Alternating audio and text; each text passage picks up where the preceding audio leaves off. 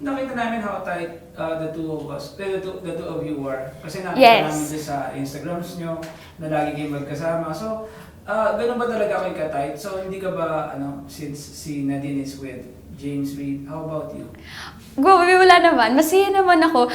Yung nakakatuwa kasi kay Nadine, kahit no matter how long kami magkakilala, tapos no matter, kahit matagal man kami hindi magkita, for example, kasi right now she's very busy. Kahit hindi man kami magkita, alam mo, at the end of the day, isa pa rin kami sa mga pwede mo sabihan ng mga secrets mo. Kayo pa rin yung tatakbuhan ng isa't isa. So, masaya ako talaga na even after all the success na meron siya ngayon, she's still that same humble kind na din na nakilala ko 6-7 years ago. Kasi nagkakilala kami through cosplay. So, naging kaibigan na kami through cosplay. And kahit ano man katagal na hindi kami nagkita, nagkita kami ulit nung showbiz na kami pareho, wala pa rin nagbabago. Close pa rin kami. And she's still kind, she's still sweet.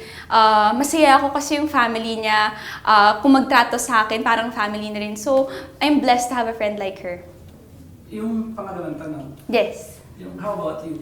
Ako, how about me? Okay naman. James Reid siya eh. Siya ikaw. Alam mo, si Nadine, lagi niya ako rinereto sa ibang lalaki. Pero sinasabi ko talaga na ngayon talaga parang wala pa talaga akong, parang sa ngayon, parang masaya na ako. Masaya na yung puso ko sa pagkakanta at paggawa ng song. So, ngayon, mas gusto ko talaga mag-focus sa work. Wala nagpaparamdam. Alam mo naman yung mga kaibigan, lagi silang nagtatry na i-push ka na, alam mo ganyan. Pero ngayon talaga, kahit may magparamdam pa man, ayoko muna. Okay.